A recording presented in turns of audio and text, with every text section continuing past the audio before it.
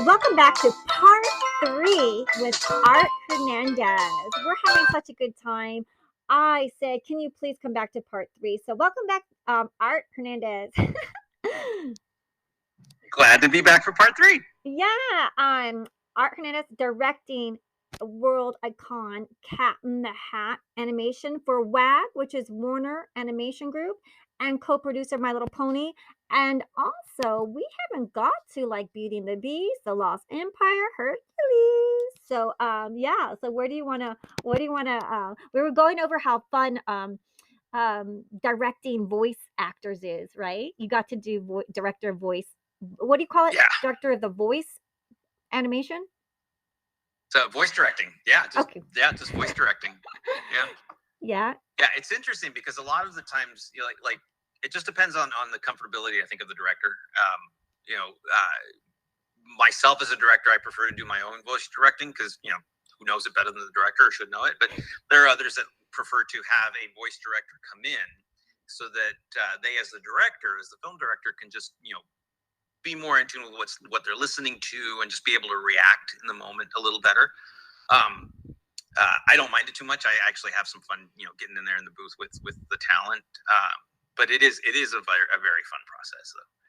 Yeah. Can you share any fun stories with the actors? Do you have any funny stories? Oh gosh, let me think. Under pressure. Well, there aren't too many. I do remember some of the sessions that we had on Fire and Rescue, on Planes Fire and Rescue, with a couple of the different voice actors there. A lot of them were just super game with playing pranks. Julie Bowman from Modern Family, she is awesome, super down to earth too, and she played right along with playing a prank on the director, Bob Ganaway, and that was a ton of fun. Yeah, I think it just depends on who you're working with. Some are a little more serious than others. With the My Little Pony movie, that was just such an incredibly talented group of people. I think I would have to say my favorite though is Kimiko Glenn, and she plays Izzy. She is not only just such a nice person, just a really warm personality, but so talented and knew her lines going in, right? Like she was never coming in cold and didn't know her lines. She knew her lines, and God, could she sing? Just an amazing set of pipes. Yeah, I was just in awe of her every time she was in the booth or taking part in recording. But that was a fun process. I really enjoyed being a part of My Little Pony. I want to ask you, because people are listening, a lot of people are new. They might want to be like trying to be a director or a writer or a producer, maybe a voiceover actor. Question. So when a voiceover actors come in, do they have the script in front of them? Is there a place for the script? Do they usually have a place to look at the script, or do they come in knowing it memorized and they don't have the script at all? Oh, very rarely do they memorize it. And I think that has to do mostly because they have so many different projects to deal with. I think voice acting is probably some of the most, at least for me, it seems like the most fun, because you really don't have to get dressed up. You can just show up, right? There's no makeup involved unless you're doing like press junket stuff, or what we call electronic press kit. But yeah, there's not a lot of demanding stuff when it comes to just the physicality of it. But they do have the script in front of them. They will always have had the script before that to read from. Depending on how big their role is, they will be brought in for multiple sessions, even just for the first time that they're recording, just so that we can break it up. Because although they don't have to get all made up or anything like that, or go into different like wardrobe changes, I guess I should take back that it's not physically. It is actually very physically. It can be exhausting, especially after like a 4 or 5 hour session and doing a line over and over and over again. Right? Some folks can get the line right away. There are others that it takes a few times, and you want to try to discover some other stuff. So it can be a little taxing there as well. But that's just like when you're doing the first run of the script, then there are going to be writing changes, and then you bring those people in again. So they have lots of times they'll have like 8, 9, a dozen sessions built into their contract so that we can get every line that we need. Oh, that's brilliant. And so, okay, so I wanna can you share about, like, some of did you produce My Little Pony after your other films that you went to? Like, your, Hercules, the Atlantis, the Lost Empire, Hercules, Beauty and the Beast? Did you do those before My Little Pony, or Oh yeah, those were all done before. So that was back in my traditional animation days, back when I was a what they call a cleanup artist or an assistant animator. Funny though, with Beauty and the Beast, I was actually still in school when that movie released, and so it wasn't until they did a special edition version where they brought in a couple of songs that weren't originally done for the first time around. And so we were brought on while we were in the middle of working, I believe it was on Fantasia 2000, that they pulled in a small crew to animate the songs that hadn't been animated before. I think one of them in particular was one that was in the Broadway musical. They figured, well, let's put it back into the movie. So I got to be a part of a movie that I wasn't a part of the first time around. So that was for Beauty and the Beast. For the others, for Atlantis and Hercules and Fantasia 2000, for all of those, I was a traditional animator. And then, as we were talking about, I switched over to story when after Sweating Bullets, and so that was very different. For My Little Pony, that came about in a really strange way. It's my first producing credit. So congratulations. That's a fun. great that's the first great producing credit. My Little Pony, what is it? It's the future generation, right? Am I saying it right? Let me make sure. Next generation. The next Yeah. okay, the next generation. Yeah, a new generation. The Sorry, new new generation. generation. Yeah, yeah. Not to be confused with Star Trek. But yeah, that was my first producing credit, and it came about mostly because, as I was talking about with before, with the project that I had at Hasbro that went away, they asked me to stay on to kind of help shepherd My Little Pony as it was going, as it was being finished. And so I got to work directly with the two directors, actually three.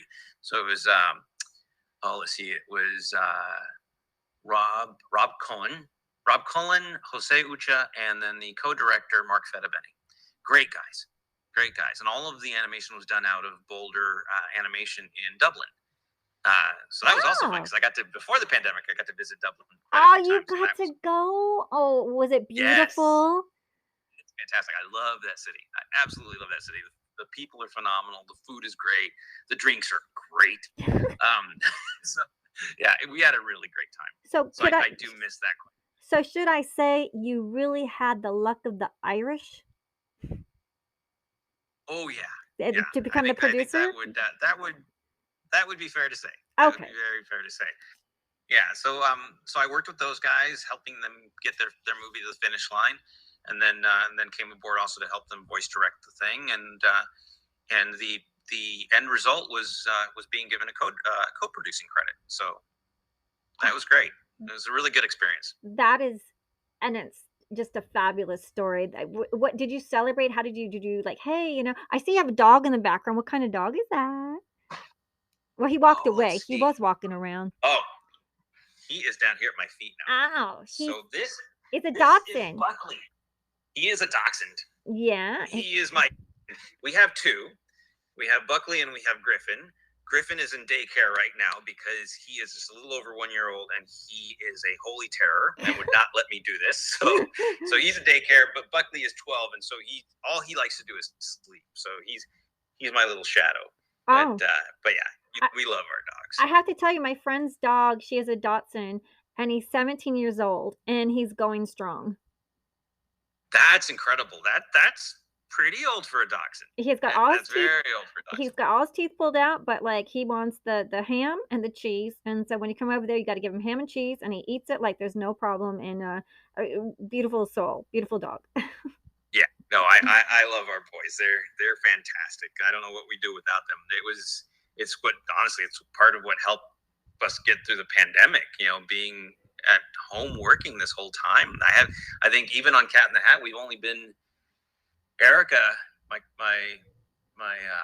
directing partner, and I have actually only seen each other in person maybe half a dozen times. Wow. So everything else has been over Zoom. So, Zoom. Do you sometimes do you ever get headaches or migraines from Zoom sometimes? oh, big time. Okay. Yeah, big time. I learned early on, for those that haven't figured out this trick, is to turn off self view. That helps. It Self-view? really does. I don't Not being even able to see yourself on camera is a huge help. So, oh. Okay, yeah, because sometimes, yeah, and like you said, there's a lot of energy on, like voiceover acting, the energy, and even like podcasts. It's a lot of energy, and like, this one guy that came on the podcast, he was like an expert. He does a lot of voices. He's a voiceover actor, and he said you got to have the physicality, and you've got to have the microphone set up. And he was like, he did some impersonations, but he said how physical it is, like physical demanding. You got to be able to do those like when somebody jumps, you gotta be believable and really be able to do that. So it takes a lot of energy. yeah. Oh, yeah. Yeah. It's funny, though, that even with everything that's happened in the last couple of years of the pandemic and working from home, what it has done for me is I don't think I've ever been busier. I think in large part because working from home has allowed me to kind of, separate my time a little bit and work on lots of different things. Oddly enough, I just wrapped up directing a movie out of Thailand. So there's that, which I never thought I'd do. But the pandemic has proven that it doesn't matter where we are. The ability to communicate like you and I are doing right now has made the world a lot smaller. So it made that job possible. Oh, that's beautiful. And by the way, thank you, Thailand, Hong Kong, South Korea. They love my kids' podcast and they're so beautiful and they're so gracious. So beautiful people. Congratulations. So that's what that's some of the things that you're working on right now. You're gonna is that your new stuff that's coming up for you? You're gonna be So directing the reboot. It's a that rebooting? A rebooting? it's a rebooted movie. It was one that the studio in Thailand called Shell had started working on several years ago. They had some issues with it, and so they asked me to come in to basically not only triage but reboot it and try to get their story back on track. Triage So it. that, oh yeah, Come in, yeah, there was a lot of Dr. triage. Art Hey, Hernandez. yeah, the emergency room.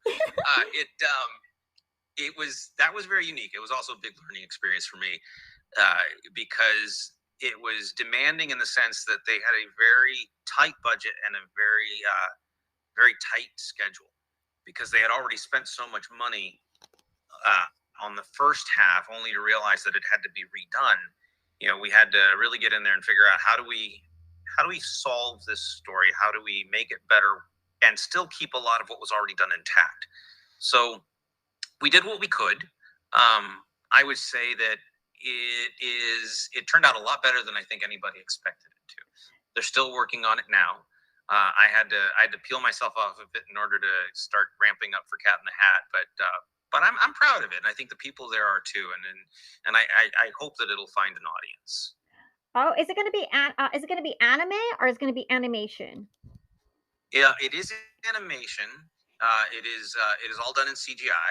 I believe it's going to have its first run in theaters in China first on the mainland. It's a Chinese co-production, even though the producing studio is out of Thailand, and I think they're still trying to figure out exactly where it'll go from there. If it'll wind up at, say, Netflix or Amazon or wherever. So we'll see. We'll see. But it's a cute little project. I can't talk too much about it, but I think it's a cute little project.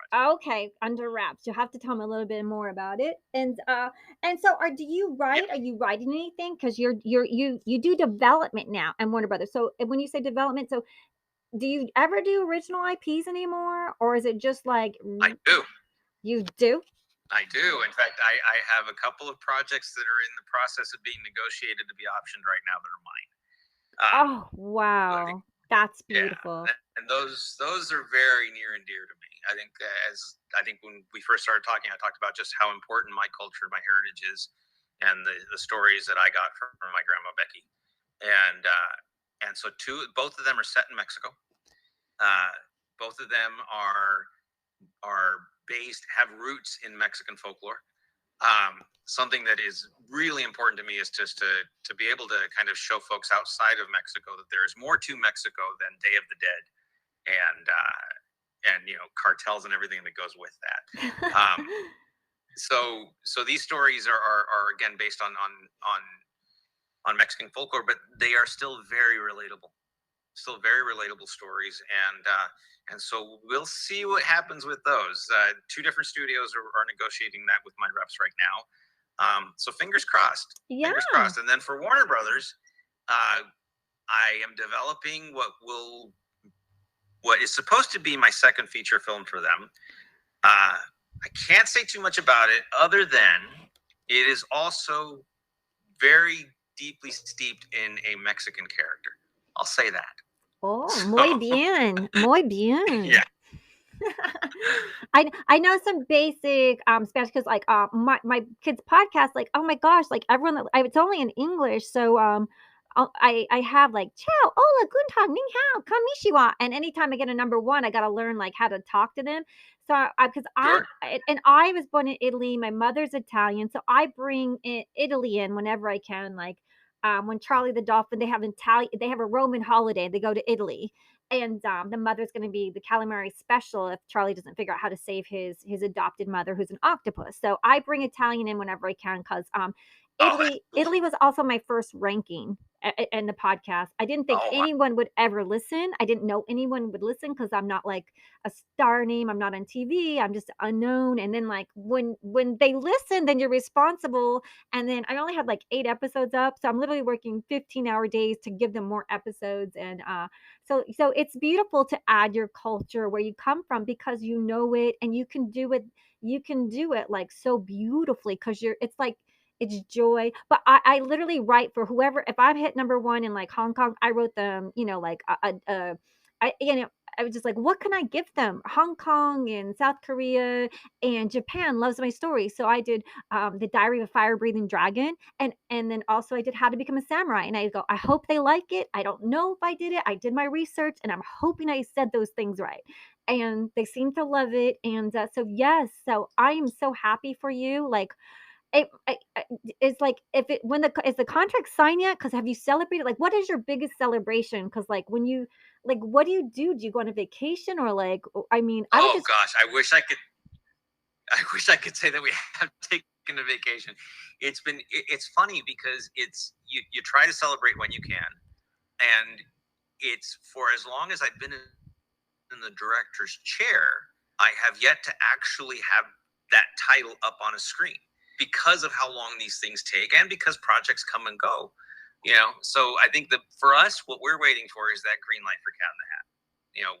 The moment we've got that, we are absolutely celebrating. It's been a long 2 years of development. So when we get that green light, we're going out to dinner, we're partying. So yeah that's what we're waiting for. And then we'll see what happens with these other projects. Oh my gosh, Dr. Seuss is incredible. Like, I remember I did do a reading of How the Grinch Stole Christmas, and it was so fun because I mean, I don't do a range of voiceovers, but I love doing the Grinch and the little girl, and they seem to like it. But it's fun. But when you do your own IPs, so that must be such an amazing thing that you're able to because new IPs without any kind of like is it a best-selling book? Don't let the door hit behind you. Oh, how much does your project make every month? Oh, don't let the door hit behind you. I'm new. It's a new IP. Like, they just want I even made a spoof of it, like uh the evil sequel producer. I have James Blonde and the superhero's quest for the Holy Bowl. And the producer is an evil sequel producer. So he just keeps producing sequels and there's no original stories. They kidnap hero. So there's no more Ah, original stories. And so they gotta like get hero so there can be original stories and they're brainwashing people with electric device to zap the kids so they only watch the sequels and I have like we're up to Rambo 23 and I just oh God. because when you're new they're like do you have a name do you have any credits do you have an A-list star how many are you a best-selling author how much money do you make how much followers like how do you ever get in No, you're right. You're right. It is not easy. It is not easy at all. And I'm very lucky that my agent at UTA, Anna Berthold, is fantastic. I love her to pieces. She's constantly looking out for me. I have a great lawyer who also has been looking out for me for years, and they've opened doors, which has been really great. I think for me, I've been very fortunate in just, meeting lots of different people, talking to lots of different people, and cultivating a reputation that I'm very proud of. Because a lot of those folks, are just, we look forward to working together again, and so that really helps. But for original IP, it is not easy. I mean, you are constantly jumping through hoops. You are constantly pitching. You are constantly knocking on doors, and having representation that can help that process is almost it's almost a necessity. And I mean, it really is. Um, and with original IP, it makes it that much harder. You to have to try to not only sell the project but sell yourself, and to have the people that you're pitching, you know, buy into that idea, and understand that there is a market for it. Even with the success of Coco and Maya and the Three and all of these other projects that are, again, deeply steeped in Mexican heritage. I hate to say it, but a lot of it is you run into executives where their reaction is, "Oh, but we have a Mexican project, or we have a Hispanic director," as if it stops there, as if there aren't more stories to be told. And it's important to just keep knocking on those doors, so that until you do finally reach a set of eyes and ears that understands that there are more stories to be told, and that they are relatable, that they can resonate with a much larger audience, and that the numbers prove that, especially in the Hispanic community. I mean, it's such a huge market, and more often than not, a lot of these studio executives are leaving money on the table by not pursuing projects like that. So yeah, I would say, just for those of you out there, Marilyn, for you included, just keep knocking on those doors. Put your foot in the door and hold it open until you get somebody to listen, because it's worth it. It's worth that fight. It really is, because I wouldn't want to do anything else. I wouldn't know what else to do other than what I do for a living now. I'd be lost without it. It's our identity. It's my identity. And my directing partner Erica feels the same way. It's part of what we, without giving anything away, it's part of what is infused in our telling of the Cat in the Hat, is for the cat, what he does, his hat, is his identity. It's who he is, and without it, what would he be? And then so for us, that idea is paramount, because it is, what we do for a living is so much part of who we are. Oh, I mean, who wouldn't want to sign you? I bet you after this episode, everyone's gonna be calling you like, Art Hernandez. Oh, Marilyn, do you have Art Hernandez's email and phone number? I go, yes, I do, but can you give me a voiceover role? So, and yes, let me ask him. Putting my foot in the door, right? It's like I got my foot in. It's like, no. You got to take that shot. You really do. Oh You my really do. gosh. So is there a place where our audience is listening? Because we have such a generous audience and I might even give you a shout out on my kids podcast, because if your new thing, like number one, it's South Korea. Thank you. I love you, South Korea. I love you, Hong Kong. I love you, Italy. And just just so much love. Like every week. That's great. And It really is. and you're at a studio. Yes. I Yeah. mean, No, I've been very fortunate. I've been very, very fortunate. dreams do come true. So where do they keep up with you? Like, do you have social media? Do you have a website? Where can they find out what you're doing It's next? funny. I really don't. I am so off the grid. The only thing that I am on, as you know, Marilyn, is LinkedIn. Oh, you're gonna And be slammed. it's odd because it's not even odd. I wouldn't even say that. What I have found, I have sourced so many amazing artists through that, and gotten connected to so many artists, yourself included. And it's been a great place for that. It really is, because it kind of filters out all of the other craziness. I'm strictly looking at the person's work. It's the same thing that I tell high school students when I talk to the students and in classes and stuff, is that with what we do for a living, anybody has an opportunity, especially now. When I'm looking at a portfolio, I don't care where that person went to school. I don't care what grades they got. I don't even care that they graduated. I'm looking at their work. I don't care that they're male or female. I don't care what their background is. It's about their work. And it's what in large part has helped me.